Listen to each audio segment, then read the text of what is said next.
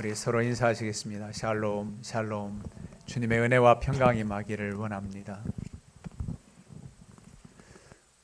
오늘은 종교개혁주일입니다. 종교개혁주일은 말틴 루터로부터 시작된 것으로 알고 있지요.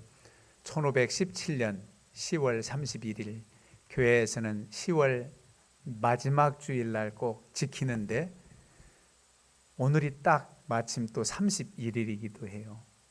주일날이 꼭 31일이 아닌 날도 있겠지만 오늘이 종교개혁주일, 기념주일, 2017년 주일에 500주년 그랬는데 21년이 한 504년 전이네요. 당시에 로마 카톨릭의 잘못된 로마의 베드로 대성당 개축을 위한 막대한 자금이 들어갈 때 여러분도 아시다시피 면죄부 판매하는 것, 그 오남용에 대해서 부당한 것 이외에 95개 조항 반박문이라고 그러죠. 비텐베르크 성당에 붙여놓고 그렇게 대단한 개혁하려고 시작한 건 아니었겠지만은 그것이 하나님 뜻에 합하고 의롭기 때문에 그 개혁이 이루어져서 개신교가 세워지게 되고 그 계기로 인해서 스위스의 쯔빙글리 취리히 지역의 개혁이지요. 또 칼뱅 제네바에서 이 개혁의 불길이 아주 퍼져나간 타오르는 그런 역사 이루게 됩니다. 당시에 말틴 루터 시대에 종교 개혁의 5대 강령, 5대 신앙 고백이 있었어요. 그 5대 신앙 고백이 여러분들 아마 한 5가지 중에 2-3가지 많이 들어보셨을 거예요. 솔라 피데 하면은 라틴어로 이제 오직 믿음으로예요. 오직 믿음으로 구원받는다. 그 다음에 솔라 그라티아, 오직 하나님의 은혜로, 솔라 그라티아. 그 다음 3번째는 솔라 스크립투라, 오직 성경으로, 말씀으로. 당시에 그렇게 강조를 했죠. 그리고 이제 솔루스 크리스투스, 오직 예수. 그 다음에 솔리데오 글로리아, 오직 하나님께 영광을. 이런 5가지 강령, 5가지 구호를 외치며 개혁을 이끌었습니다. 오직 믿음으로, 오직 하나님의 은혜로만 구원받고 말씀 중심에서 서야 된다. 어떤 다른 교리도, 어떤 다른 것들도 하나님 말씀에서 나오지 않는 것은 합당치 않다고 하는 의로움, 하나님 뜻에 합했기 때문에 그 모든 일들이 이루어졌겠지요. 95개 반박문은 처음 이제 라틴어로 붙여졌지만은 독일어에서 이제 독일어로 번역되고 인쇄술이 발달되고 해서 그 조항들이 다 알려지게 됐습니다. 여러분들은 인터넷에서 말틴 루터의 95개 조항 반박문을 치면 우리말로 번역돼서 95가지가 쭉 이렇게 열거된 것을 보실 수 있습니다.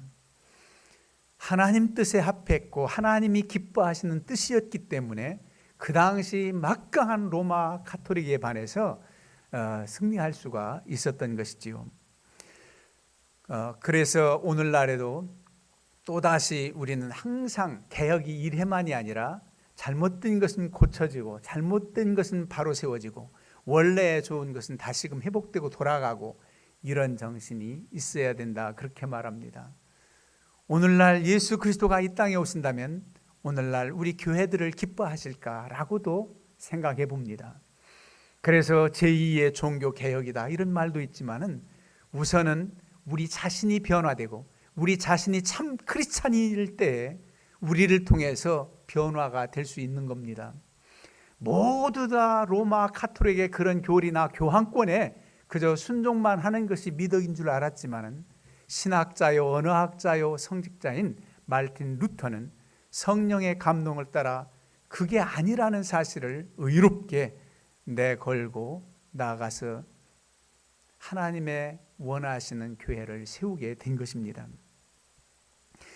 그래서 오늘날 우리는 거대한 구호를 외치면서 종교개혁이다, 교회개혁이다, 사회개혁이다 이렇게 하기 전에 우리 자신이 먼저 변화된, 우리 자신이 먼저 새로워진 그런 삶을 살 때 가깝게는 우리의 가정이, 우리의 주변이, 우리의 사회가 변화되고 이렇게 변화된 심령들이 모인 그 교회가 아름답게 건강하게 세워지는 것입니다.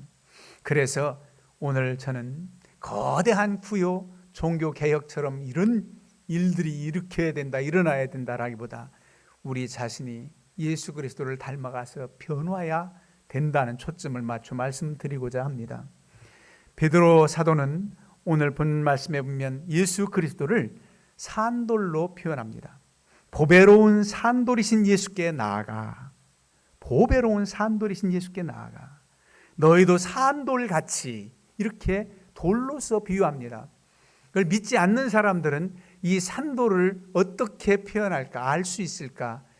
우리말에는 산토끼, 산토끼, 산토끼, 그러면 몇 가지 뜻이 있습니까? 산에서 잡은 토끼, 산에 있는 토끼, 시장에서 사온 토끼, 산, 또 살아있는 토끼, 이렇게 말하죠. 그런데 돌에는 이해가 안 갈 거예요, 믿지 않는 사람들에게는. 우리가 오늘 알고자 하는 내용, 산, 돌, 산에 있는 돌인가? 수석을 수집하는 사람들이 산 돌인가?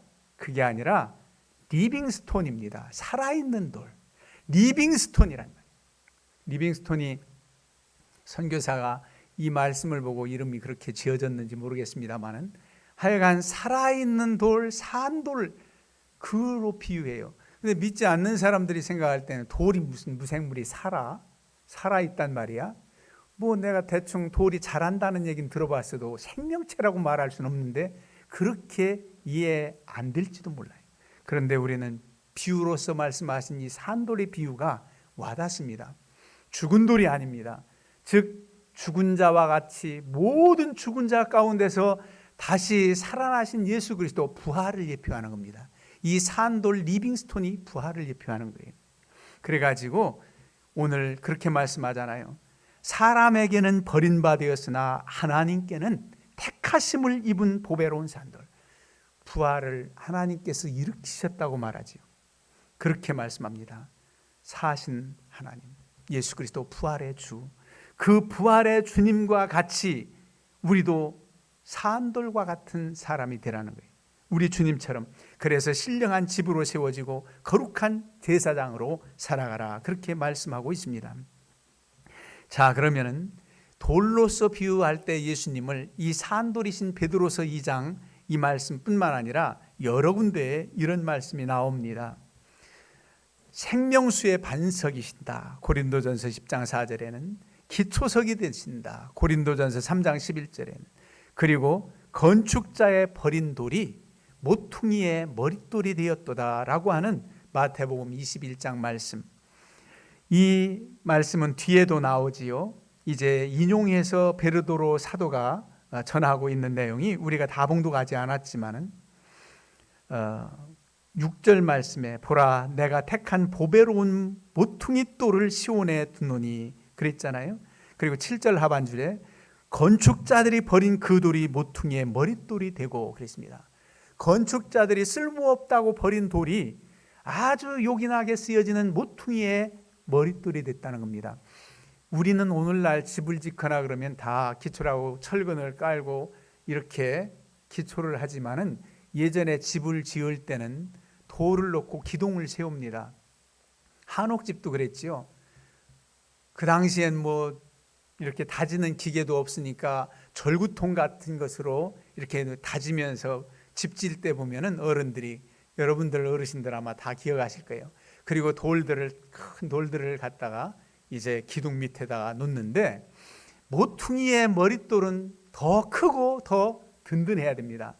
그게 바로 코너스톤은 왜 큰 돌이면서 직각으로 양쪽을 연결하는 돌이에요. 그래서 한옥에서 모퉁이의 머릿돌은 더 중요하단 말이에요. 아주 요긴하게 쓰임받는 돌이 됐다는 겁니다. 그래서 버려진 돌이 모퉁이의 머릿돌이 되신 예수 그리스도, 그래서 온 인류를 구원하신 예수 그리스도, 저들은 쓸모없다고 알지 못해서 버린 돌이지만 그렇게 요긴한 돌처럼 우리를 구원하신 주님이다, 이렇게 비유하고 있는 겁니다. 얼마나 이 말씀이 우리에게 와닿습니까? 비유를 그렇게 말씀하고 있는 거예요. 그러면서 너희도 산돌 같아야 된다, 너희들도 예수 그리스도를 닮아라, 그렇게 권고합니다. 그러면은 산돌같이 예수님을 닮는다, 예수님의 길을 간다라고 할 때 우리는 첫 번째로는 그리스도와의 연합을 의미합니다. 살아있는 돌이 돼야지요. 주님과 연합된 자는 죽을 수가 없습니다. 우리 영적 생명은 살아있습니다. 그래서 주님과 연합, 또 너희는 개인이 아니에요. 너희 모두를 말합니다. 너는이 아닙니다. 너희는 그리스도와 연합되라. 우리 모두가 주 안에서 하나 돼서 주님과 연합된 그런 삶을 살아야 됩니다. 그럴 때 사신 주님의 능력을 공급받습니다. 요한복음 15장 포도나무 비유가 그렇습니다. 포도나무 원줄기에 붙어있는 가지가 열매를 맺듯 나를 떠나서는 아무것도 할 수 없다. 아무것도 할 수 없느니라. 그래서 주님과 연합이 얼마나 귀한지 몰라요. 그런데 나와 주님만 연합이 아니에요. 가지가 이쪽으로도 뻗고 저쪽으로도 뻗고 가지에서 가지가 뻗어나듯 우리 모두가 하나 돼서 주님께 같이 붙어 있어야 된다는 겁니다. 그럴 때에 산돌이신 주님처럼 살아갈 수가 있단 말이에요. 그러면서 두 번째는 우리가 거듭나야 된다는 거예요. 갓난 아기들 같이 순전해야 된다. 갓난 아이처럼 순전해야 된다. 우리가 태어날 때 어른으로 태어나는 사람은 아무도 없습니다. 다 어린아이로 태어납니다. 우리 어린아이로 태어난다. 갓난 아이처럼 순전해라. 1절 말씀처럼 그 어른들의 소욕 잘못된 모든 악독, 모든 기만, 외식, 시기, 모든 비방하는 말을 버리고 갓난아이처럼 새롭게 태어나야 된다. 거듭나야 된다. 어떻게 순전한 모습으로. 기만하고 악독, 이거하고 반대되는 얘기가 바로 순전이지요. 거짓이 없이 그렇게 갓난아이처럼 거듭되어야 된다. 여러분, 거듭난다고 하면 니고데모가 생각나지요. 우리 주님께서 영생의 문제, 그래도 관심 있는 사람이에요. 천국에 대한 소망을 가지고 와서 묻습니다. 그럴 때 우리 주님께서는 네가 물과 성령으로 나지 아니하면 하나님 나라 들어갈 수가 없다. 그렇게 말씀을 해요. 니고데모로서는 이해가 되지 않습니다. 물과 성령으로 거듭 태어난다 그랬더니 엉뚱하게 말하지요. 그러면은 어린아이로 다시 태어난다면 모태에 들어갔다 다시 나오란 말입니까? 이런 정도로 말했죠. 모태에 들어갔다 다시 나야 거듭난다는 말입니까? 물과 성령으로 나야 된다. 여러분, 거듭난다는 것, 우리가 새롭게 된다는 것은, 물과 성령으로 된다는 것은 물이 세례라기보다는 물이 영생수 하나님의 말씀을 뜻합니다. 하나님의 말씀과 성령의 능력으로 거듭난다는 거예요. 이게 바로 비결입니다. 우리가 예수 그리스도를 믿고 거듭났다고 고백하지요. 새롭게 태어났다. 하나님의 사람으로 거듭 태어났다.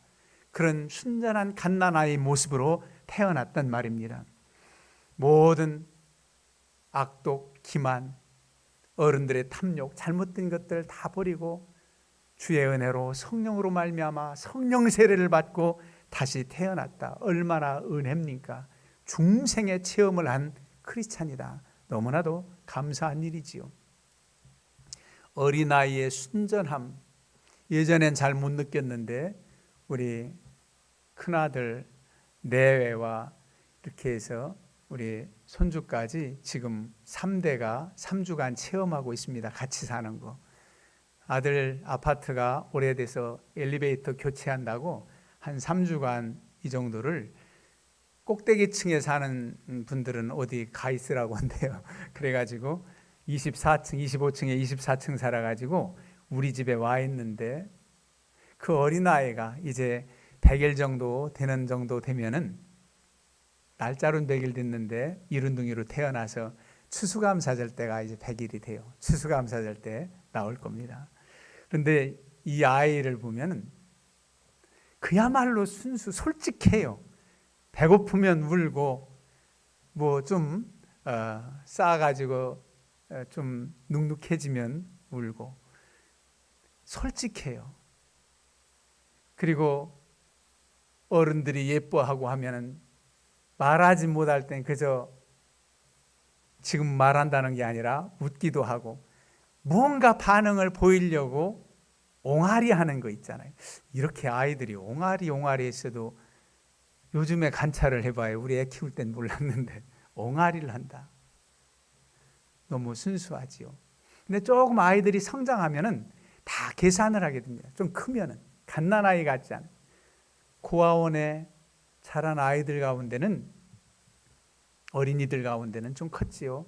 다시금 버려질까봐 자기 표현도 잘 못하고 잘 울지도 않고 그런 얘기를 들었습니다. 얼마나 안타까워요. 근데 순전한 갓난 아기는 너무너무 솔직한 거예요, 자신에 대해서. 여러분, 순전한 모습, 하나님 앞에 바로 태어난 모습, 우리가 그렇게 될 수 있을까요? 물과 성령으로, 말씀으로 성령으로 가능하다는 겁니다. 더럽혀지고 오염됐고, 그리고 잘못된 정보들이 들어왔고, 그래서 컴퓨터가 느려지면은 또 잘못된 정보를 지울 때는 인터넷 컴퓨터 용어로서 포맷이라고 하면 지우는 겁니다. 그래서 다시 깐다 그러지요. 다시 설치한다. 포맷시키듯 우리의 옛사람을 다 지워내고 새롭게 거듭난 하나님의 사람으로 거듭나는 것. 거듭나서 장성하고 완전히 됐다면 이렇게 갓난아이로 거듭났다고 말하는 겁니다. 그래도 미숙해요. 그래서 이 갓난아이가 자라가야 된다는 겁니다. 자라야 된다는 거예요.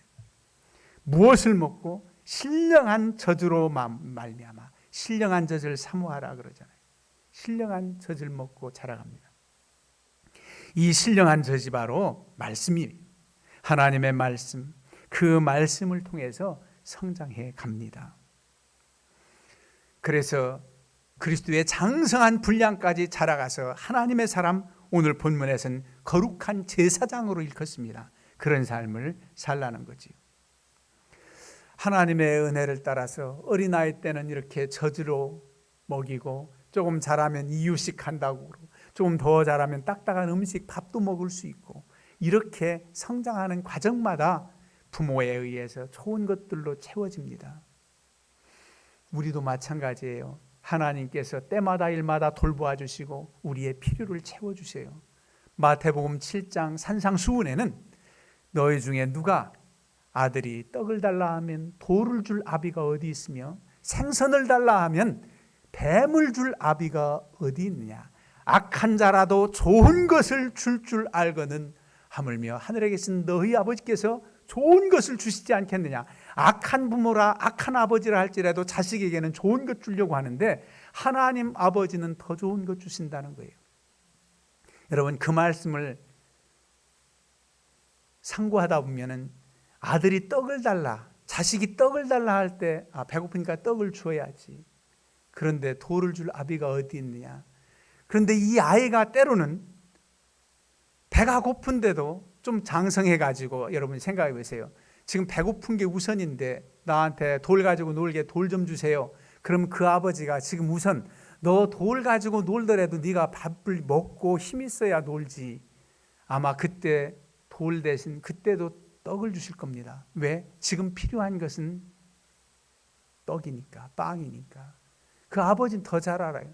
자기는 그냥 놀이에 도취돼 가지고 먹는 것도 잃어버리고 나 돌 가지고 놀을게 돌 주세요. 만약 그런다면 그 아버지가 돌 먼저 주겠습니까? 어떤 때는 우리가 구하는 것이 더 급한 것이 있는데도 깨닫지 못하고 그냥 억지 부릴 때도 있어요.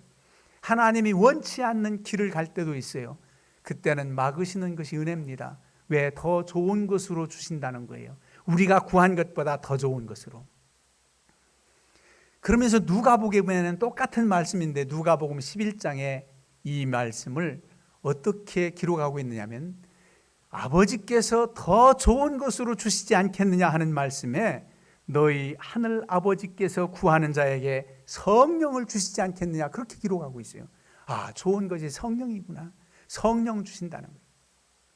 여러분, 하나님의 말씀과 주의 성령으로 우리가 거듭나고 주의 성령의 인도하심 받아서 때로는 슬플 때 위로해 주시고 때로는 지혜를 주셔서 인도해 주시고 때마다 일마다 함께 하시는 성령의 은혜로 우리가 자라가는 겁니다.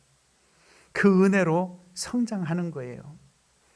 그리고 성장한 하나님의 사람 그리스도의 제자는 우리 주님을 떠나서는 살 수가 없어요. 오늘 본문 말씀에도 우리 주님께, 보배로운 산돌이신 예수님께 나오라고 그러잖아요. 이런 구절이 그냥 지나가면 안 됩니다. 예수님께 나아가, 보배로운 산돌이신 예수께 나아가가 지금 꽂혀야 됩니다. 예수님께 나아간다.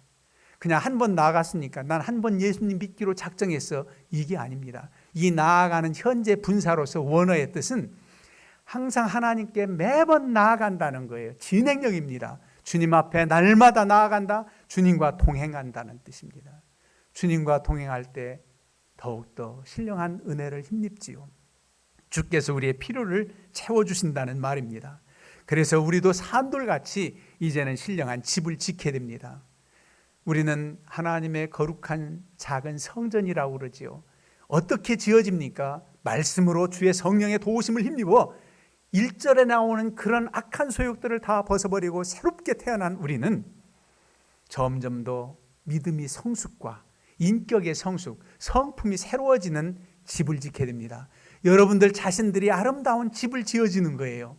이전보다 더 아름답게, 이전보다 더 견고하게 세워진 하나님의 사람들로 서게 되는 것입니다.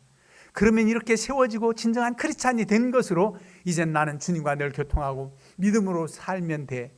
그러면서 조용히 교회만 왔다 갔다 하고 다른 영향력을 끼치지 않으면 안 됩니다. 분명한 우리가 구하는 것은 목적이 있습니다. 학생들이 무조건 나는 앞으로 뭐가 될 거야, 꿈이 있지요. 그 꿈이 다가 아니라 그 꿈을 이루고자 하는 그 다음의 꿈이 더 믿는 자들에게는 더 와닿아야 됩니다. 그 꿈이 이루어졌을 때 왜 내가 그 꿈을 꾸었는가, 그 다음에 그 직업이나 그의 꿈의 내용, 그게 더 중요하단 말이에요. 이 일을 통해서 하나님께 영광 돌려야 되겠다. 솔리 데오 글로리아, 오직 하나님께 영광. 그 하나님께 영광 돌리기 위해서 이런 일 하고 싶고 이런 사람 되고 싶고, 그래서 우리의 꿈은 그 일 이루어진 이후의 삶이 나와야 돼요. 즉 신령한 집, 인격으로 새로워지고 성령으로 거듭나서 하나님의 작품이 되었다면 우리는 이제 하나님의 자녀답게 살아야 되는데, 그게 바로 거룩한 제사장이 될지라. 신령한 제사를 드릴 거룩한 제사장이 될지라.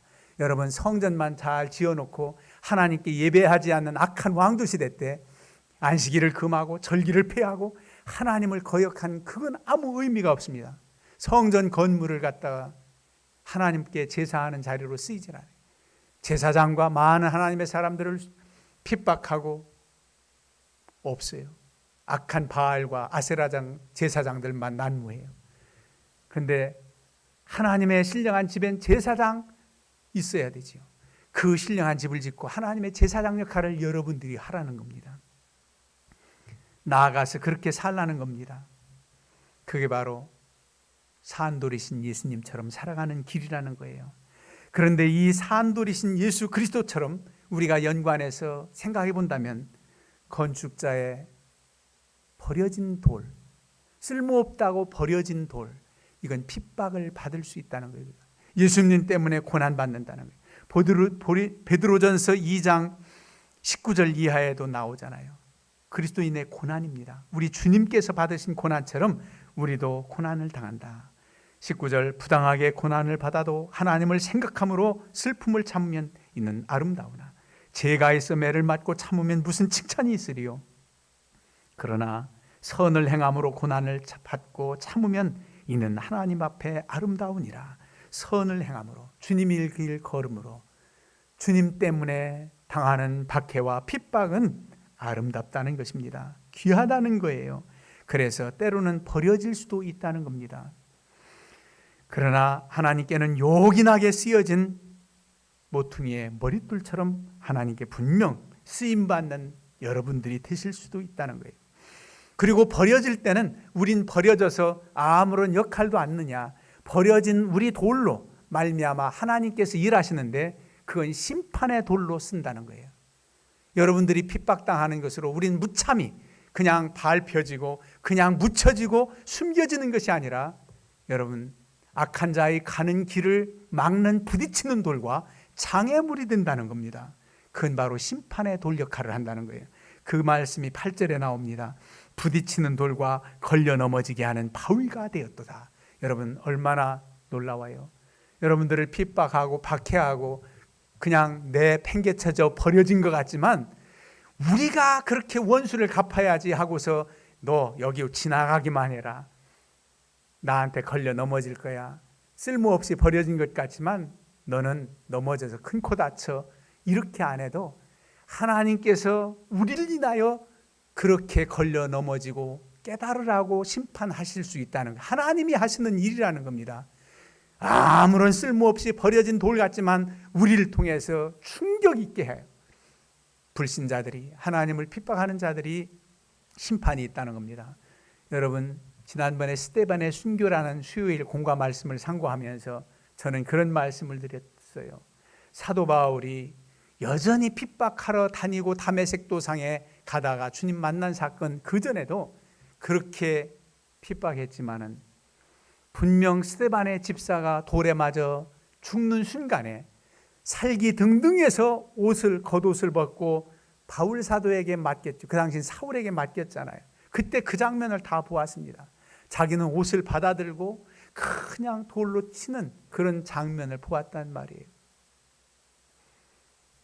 그게 아마 바울 사도에게는 충격이었을 겁니다. 저렇게 돌에 맞아 죽으면서도 평안한 얼굴, 오히려 저들의 죄를 용서해 주시라고 기도하는 저 사람은 도대체 무엇일까? 아주 영적인 마음에 충격이 있었을 겁니다. 그러면서 한편으로는 불안했을 거예요. 불안했을 겁니다. 이게 맞나? 이게 하나님께 충성이라고 해서 크리스찬들을 잡아 옥에 가두고 저렇게 핍박하는 게 내 일이 맞나? 그랬을지도 몰라요. 그런 마음의 충격, 그 크리스찬의 죽음, 그 스데반 집사의 평안한 얼굴, 이 모든 것이 어떤 의미에서는 그에게 큰 트라우마로 남았을지도 몰라요. 오늘 잘 쓰는 용어, 트라우마. 그러니까 다메섹 도상에 여전히 주님 믿는 사람들을 적발하러 가는 도중에 주의 음성을 듣잖아요. 사울아, 사울아, 네가 왜 나를 핍박하느냐? 그럴 때 이게 어디서 들리는 말이지? 누가 말했지? 그게 안 하고 당장 어떻게 말합니까? 주여 니시오니까, 깜짝 놀라서 주여 니시오니까 스데반 사건이 마음속에 자리 잡고 있었기 때문에 당장 그를 부르신 음성이 주님이신 줄 깨달은 줄로 믿습니다. 그래요. 바로 믿는 사람들을, 하나님을 핍박하는 것 그 자체가 평안하고 고소한 것 같지만 그들은 걸려지는 장애물, 심판의 돌이 될 수 있다는 겁니다. 여러분, 이렇게 특권적인 은혜를 우리에게 주셨습니다. 세상 사람들은 몰라요. 하나님을 알지 못하고 교회를 모르고 믿는 사람들을 이해하지 못합니다. 이 어려운 코로나 시대 2년 가까이 되면서 교회가 발원지라고 그러고 모이는 자리엔 가지 말라고 그러니까 여러 가지로 교회들이 어려워서 개척교회들이 한 6천여 교회가 문 닫을 정도로, 어려울 정도로 그렇게 어려워졌다고 해요. 여러분, 만약 하나님을 안다면 이 어려운 시대에 의술로서는 한계가 있습니다. 백신으로서 한계가 있어서 한 6개월 지만 항체가 떨어져 가지고 또 돌파 감염되니 하나님이 해결해 주셔야 되겠으니 당신들이 좀 교회 나가서 기도해 주시오, 이런 부탁을 할 수 있다면 얼마나 좋겠습니까? 그런데 그런 부탁을 하고 하나님을 두려워할 정도로 그런 날이 오려면 믿는 사람들이 이런 체험적인 신앙을 가지고 죽은 돌이 아니라 부활 신앙을 가지고 산 믿음을 가지고 우리 주님 앞에 열정을 낼 때 그들도 믿는 자가 뭔가 있나 봐. 아마 핍박하면서도 조롱하면서도 두려움이 엄습할 겁니다. 이런 능력이 크리스찬들에게 있습니다. 사한돌이신 예수 그리스도처럼 이런 믿음으로 승리하시기를 주님의 이름으로 축원합니다.